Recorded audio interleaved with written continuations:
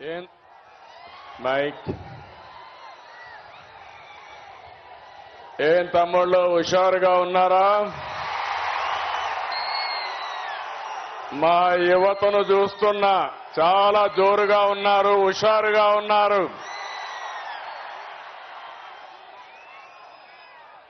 గౌరవనీయులు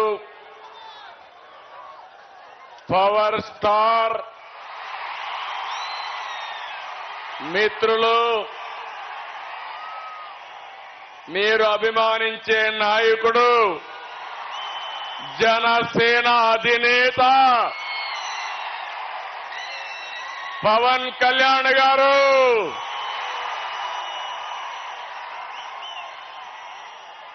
గౌరవనీయులు నటసింహ బాలకృష్ణ గారు, తెలుగుదేశం జనసేన వేదిక పైన అగ్రనాయకత్వం అంతా ఉన్నారు. ఆ నాయకత్వానికి నా ముందర మిమ్మల్ని చూస్తా ఉంటే కొండనైనా బద్దలు చేస్తామనే ధైర్యం ఇచ్చినటువంటి తెలుగుదేశం జనసేన సైనికులందరికీ అభినందనలు, శుభాభినందనలు. తెలుగు జన విజయకేతనం జెండా సభ ఇది. ఈ రోజు 28వ తారీఖు ఫిబ్రవరి నెల 2024 తాడేపల్లిగూడెం చరిత్ర తిరగరాసే రోజు ఈ రోజని మరొక్కసారి మీ అందరికీ విజ్ఞప్తి చేస్తున్నా. అవునా కాదా తమ్ముళ్ళు అని మిమ్మల్ని అడుగుతున్నా. అవునా కాదా ఆడబిడ్డలని మిమ్మల్ని అడుగుతున్నా. రాష్ట్రాన్ని తమ్ముళ్ళు మనం ఇక్కడ మాట్లాడుకునేది బయట కూడా చూపించాలి. నాకు ఎదురుగా ఉండే అందరూ మీ జెండాలు దించాలి. తెలుగుదేశం జనసేన జెండాలు దించి మీటింగ్ అవుతానే మళ్ళా ఎగరేద్దాం. కొంచెం దించండి, లేకుండా మడిచి పెట్టుకోండి. బ్యానర్ కూడా తమ్ముడు, బ్యానర్ కూడా భీమవరం బ్యానర్ కూడా నువ్వు సంసిద్ధం నాకు తెలుసు. బ్యానర్ కూడా దించండి దయచేసి. క్రమశిక్షణ కలిగిన మా తమ్ముళ్ళు, యువత మనం పోరాడవలసింది. వైఎస్ఆర్ కాంగ్రెస్ దొంగలున్నారు, దొంగల పైన పోరాడుతున్నాం. రాష్ట్రాన్ని కాపాడుకోవడం కోసం రెండు పార్టీలు కలిసిన తర్వాత జరుగుతున్న మొదటి ఎన్నికల ప్రచార సభ ఇది. ఈ సభ ఆంధ్రప్రదేశ్ రాష్ట్రం యొక్క దశ దిశ మార్చబోతుంది. అహంకారంతో రాష్ట్రాన్ని విధ్వంసం చేసిన పాలకుల్ని తరిమి తరిమి కొట్టడానికి ప్రజలు సిద్ధంగా ఉన్నారు.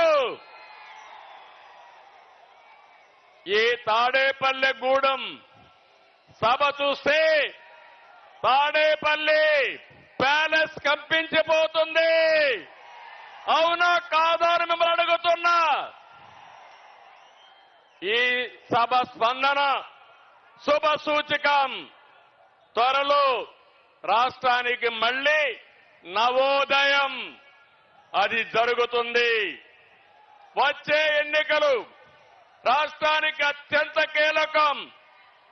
అందుకే రెండు పార్టీలు కలిసి బరిలో దిగాయి. మేము చేతులు కలిపింది మా కోసం కాదు, మా పార్టీల అధికారం కోసం కాదు, నా కోసమో పవన్ కళ్యాణ్ గారికి అధికారం కోసం కాదని మరొక్కసారి మీ అందరికీ విజ్ఞప్తి చేస్తున్నాను. మేము చేతులు కలిపింది రాష్ట్రం కోసం, 5 కోట్ల భవిష్యత్తు కోసం. ఇక్కడుండే యువత, విద్యార్థులు, పుట్టిన బిడ్డల కోసం, పుట్టబోయే బిడ్డల కోసం, వారి భవిష్యత్తు కోసం మేము కలిశామని చెప్పి కూడా నేను మీకు తెలియజేస్తున్నా.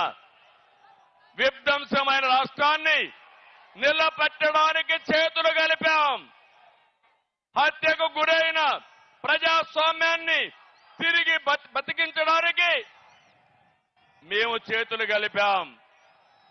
దెబ్బతిన్న రైతాంగం కోసం, మీ బిడ్డల ఉద్యోగాల కోసం కలిసి బరిలో దిగాం. ప్రభుత్వ బాధలతో చిత్రమవుతున్న పేదవాడిని కాపాడడానికి ఇద్దరం కలిసి అడుగేస్తున్నాం. మా పొత్తు వైసీపీ విముక్త ఆంధ్రప్రదేశ్ కోసం, తెలుగువాడి ఆత్మగౌరవాన్ని కాపాడడం కోసం నేను అడుగుతున్నా. తెలుగు వారికి రోషం ఉందా తమ్ముళ్ళు అని అడుగుతున్నా. మాకు రోషం ఉంది, సత్తా చూపిస్తామని గట్టిగా చప్పట్లు కొట్టి హర్షాన్ని ఆమోదాన్ని తెలియజేయండి. ఒక వ్యక్తి అహంకారం వల్ల జరిగిన నష్టాన్ని ఒక సీనియర్ నేతగా నేను చూస్తూ ఊరుకొండలేను. అదే సమయంలో ప్రశ్నించే, ఎదిరించే తత్వం ఉన్న పవన్ కళ్యాణ్ కూడా మౌనంగా ఉండలేరని మరొక్కసారి మీకు విజ్ఞప్తి చేస్తున్నా.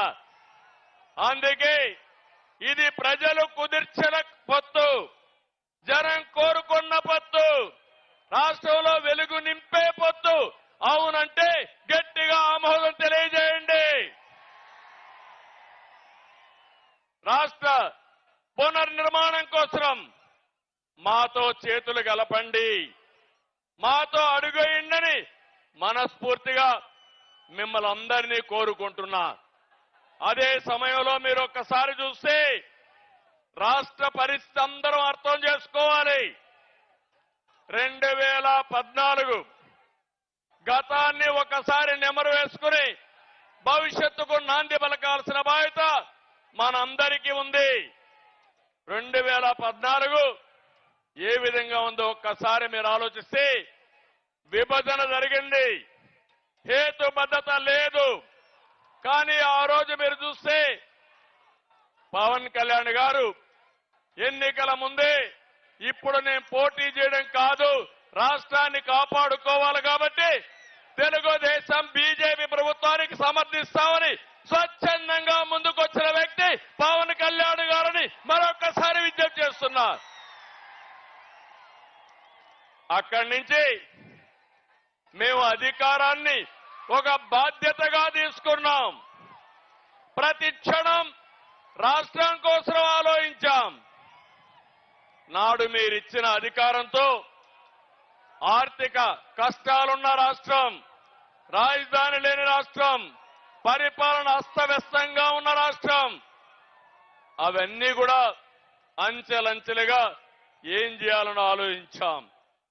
అయితే ప్రజలందరూ కూడా ఒక షాక్ లో ఉన్నారు. విభజన జరిగింది, హైదరాబాద్ నగరం పోయింది, మాకు పింఛన్లైనా ఇవ్వగలుగుతారా, రాష్ట్ర భవిష్యత్తు ఉంటుందా అని ఆలోచించే సమయంలో ఆ రోజు అనేక కార్యక్రమాలు చేశాం. ఒక విషయం ఇక్కడ గుర్తుపెట్టుకోవాలి, ఆంధ్ర రాష్ట్రంలో అన్ని వనరులు ఉన్నాయి. యువత ప్రపంచాన్ని జయించే శక్తి తెలుగు తమ్ముళ్లకుంది, అది ఆంధ్రప్రదేశ్ సొంతమని యువతకు విజ్ఞప్తి చేస్తున్నా. అదే కాదు, సమర్థవంతమైన ప్రజలున్నారు, పోలవరం లాంటి నదులున్నాయి, ఇంకో పక్క సముద్ర తీరం ఉంది, బంగారు పండించే భూములున్నాయి, పండే భూములున్నాయి. అన్నదాతగా, అన్నపూర్ణగా ఆంధ్రప్రదేశ్ పేరు వచ్చిందంటే గోదావరి డెల్టా, కృష్ణా డెల్టాలే కారణం అని చెప్పి కూడా నేను మీకు తెలియజేస్తున్నా. అలాంటి రాష్ట్రాన్ని బాగు చేయాలనే సంకల్పంతో మేము ముందుకు పోయాం. ఆ రోజు 2029కి విజన్ డాక్యుమెంట్ తయారు చేశాం. అమరావతి హైదరాబాద్ కంటే మిన్నగా ఒక రాజధాని ఉండాలని, ప్రపంచమే గుర్తించే విధంగా చేయాలని ఆ రోజు రూపకల్పన చేశాం. పోలవరం పూర్తి చేసి రాష్ట్రంలో ప్రతి ఒక్క ఎకరాకు నీళ్లు ఇవ్వాలని ఒక ఉన్నతమైన సంకల్పంతో ముందుకు పోయాం. కానీ మీరు చూస్తే కేంద్రం నుంచి 11 విద్యా సంస్థల్ని, ఐఐటి గాని, ఐఐఎం గాని, సెంట్రల్ యూనివర్సిటీ గాని all India institution of medical science కానీ ఇవన్నీ తీసుకొచ్చాం.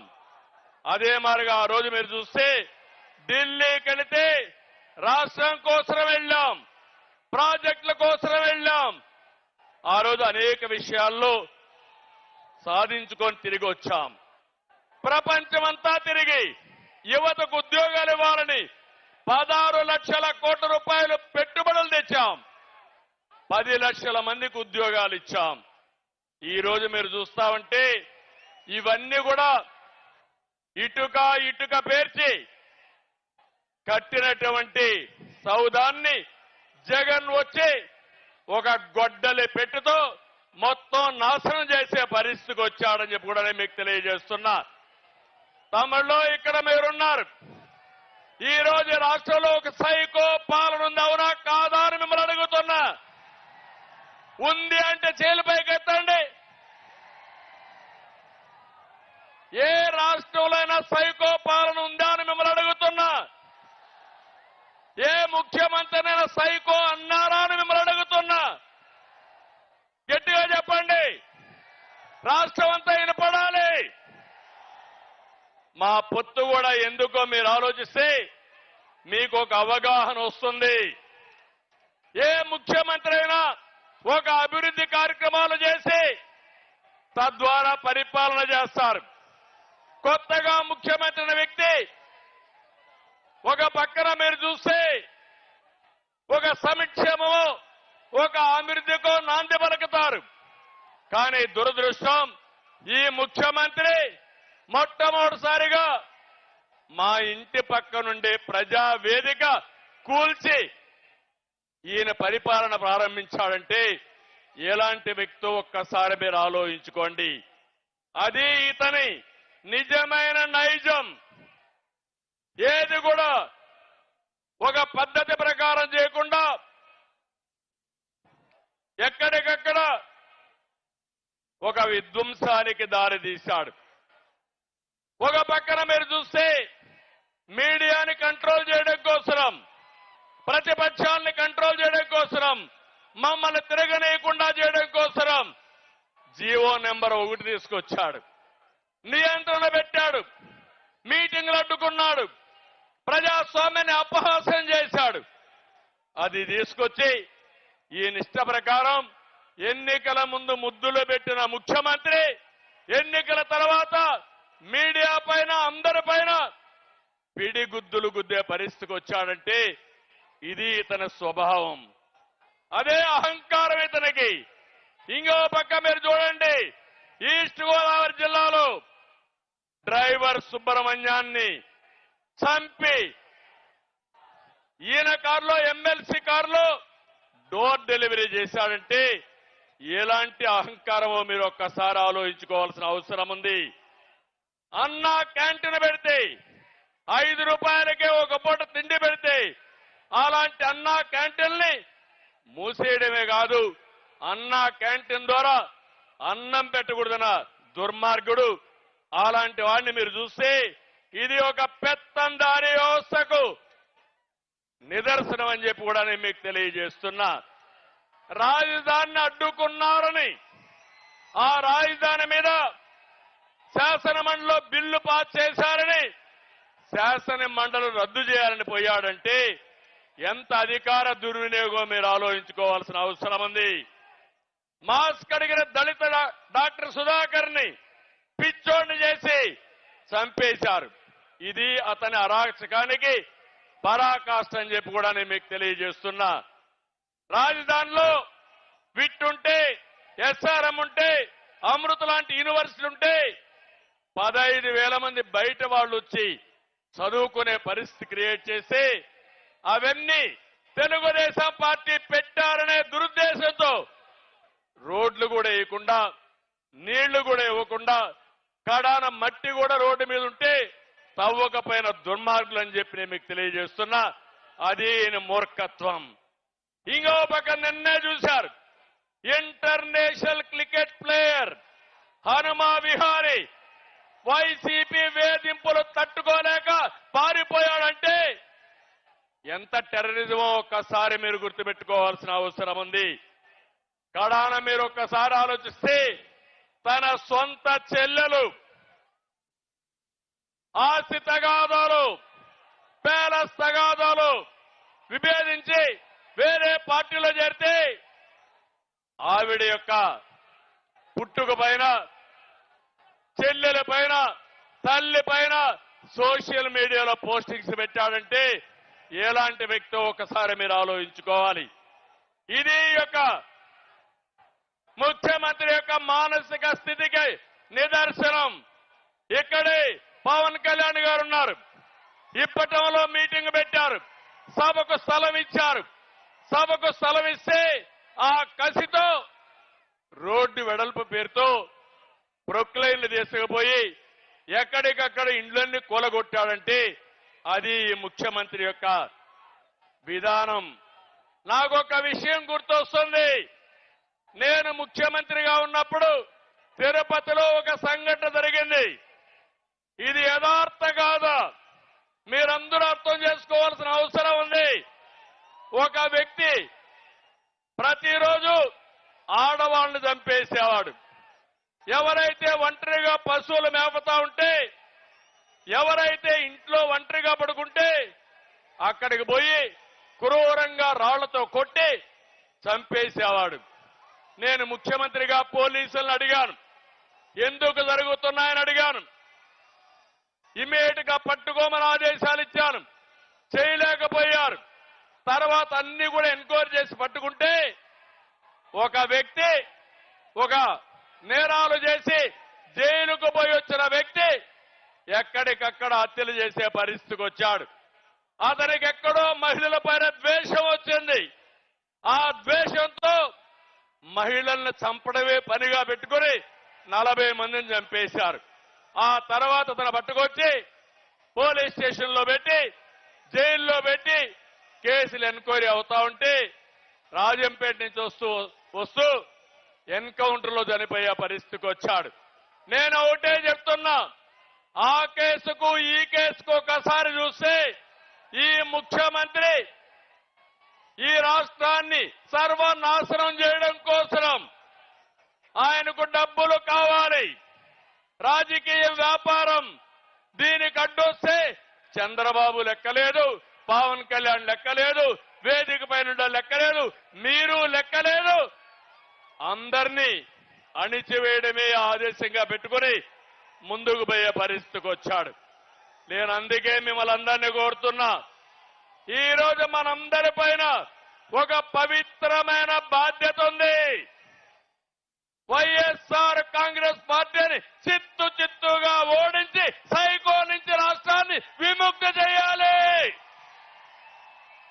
సిద్ధమా తమ్ముళ్ళు అని మిమ్మల్ని అడుగుతున్నా, సిద్ధమా అని మిమ్మల్ని అడుగుతున్నా. ఈరోజు మీరు చూస్తే జగన్ విధ్వంసం, అరాచకాలను పరిస్థితి, దాడులు, కేసులు ఇవన్నీ పెట్టే పరిస్థితికి వచ్చారు.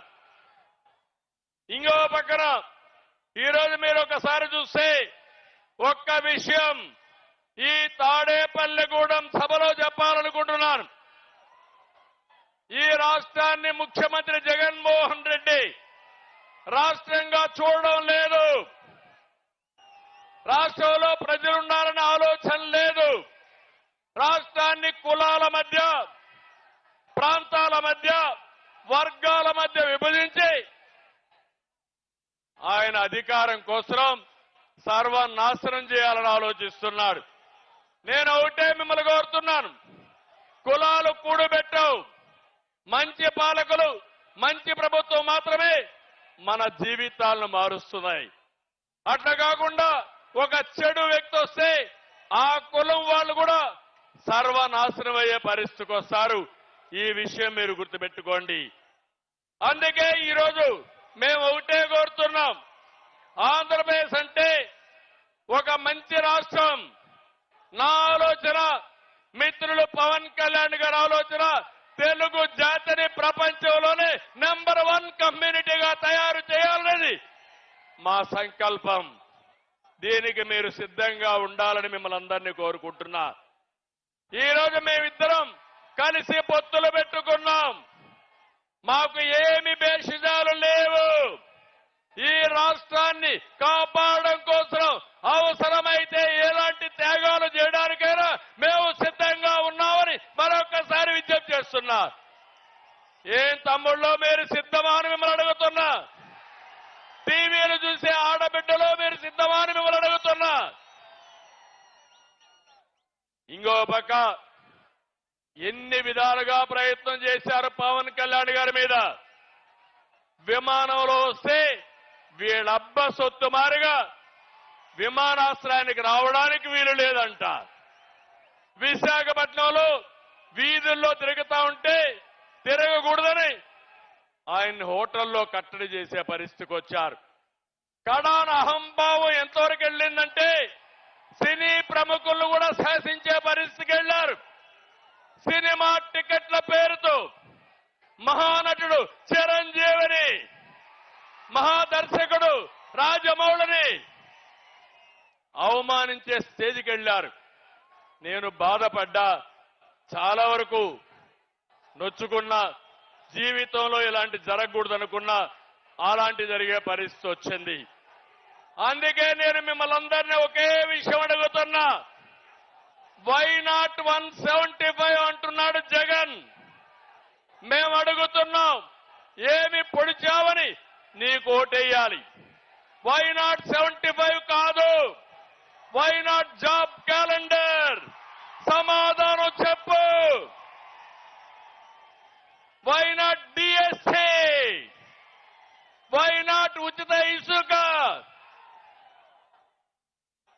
ఇప్పుడే మిమ్మల్ని చూస్తా ఉంటే నాకు అనిపిస్తుంది, వై నాట్ 175 కాదు తమ్ముళ్ళు, వై నాట్ పులివెందల? అవునా కాదా? పులివెందల్లో కూడా ఓడించాలా లేదా? ఓడించాలంటే తాడేపల్లి శబ్దం పులివెందలు నిలబడాలి. గట్టిగా చెప్పండి.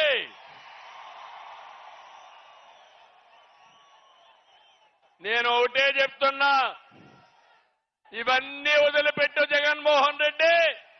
ఊ కిల్డ్ బాబాయ్? ఊ కిల్డ్ బాబాయ్? సమాధానం చెప్పమని సవాలు విసురుతున్నా. న్యాయమవునా కాదా యువత? తమ్ముళ్ళు, ఇంకో పక్క జగన్ ఒక బ్లఫ్ మాస్టర్. అవునా కాదా? బ్లఫ్ మాస్టర్ అవునా కాదా? మామూలుగా బ్లఫ్ మాస్టర్ అంటే అబద్ధాలు పదే పదే చెప్పడం, రెండో చేయని పనుల్ని చేసినట్టు చెప్పుకోవడం. ఇది చేసే వ్యక్తుల్ని బ్లఫ్ మాస్టర్ అంటారు. ఒకప్పుడు నేను చూశాను ఊరల్లో కణికట్టు కట్టేవాళ్లు. కణికట్టు అంటే ఉన్నది లేని పదే పదే చెప్పి మనల్ని నమ్మించాలని ప్రయత్నం చేసేవారు. అలాంటి వ్యక్తి జగన్మోహన్ రెడ్డి. నేను అడుగుతున్నా, 25 మంది ఎంపీలు ఇస్తే ప్రత్యేక హోదా తెస్తా అన్నావు, తెచ్చారా అని అడుగుతున్నా. మద్యపాన నిషేధం చేస్తా ఉన్నావు, చేశావా అని అడుగుతున్నా. సిపిఎస్ రద్దు చేస్తా అన్నాడు, చేశాడా అని నేను అడుగుతున్నా. నిన్ననే కుప్పం చూశారు తమ్ముళ్ళు, పేపర్లో వచ్చింది. నా నియోజకవర్గం 35 ఏళ్లుగా ఎమ్మెల్యేగా ఉన్నా, అక్కడ ముఖ్యమంత్రిగా ఉన్నా. కుప్పానికి నీళ్లని ఈ ముఖ్యమంత్రి నాటకాలు వేశాడు. నేరుగా కుప్పం వెళ్ళాడు, ట్యాంకర్లో నీళ్లు తీసుకుపోయాడు, కాలువల్లో నీళ్లు పెట్టాడు. అక్కడి నుంచి మీరు చూస్తే కొత్తగా గేట్లు తీసుకుపోయాడు. ఇవి చూస్తే మా పవన్ కళ్యాణ్ గారు కానీ మా జయకృష్ణ ఏ మాత్రం లాభం లేదు. సినిమా సెట్టింగ్ వేశాడు, నీళ్లు వదిలిపెట్టాడు, సాయంత్రం వదిలిపెట్టి వచ్చాడు. తెల్లవారితో నీళ్లు లేవు, అక్కడ గేట్లు పెట్టాడు. ఉదయం 11:30 గంటలకు గేట్లు పెట్టి తర్వాత రోజున 10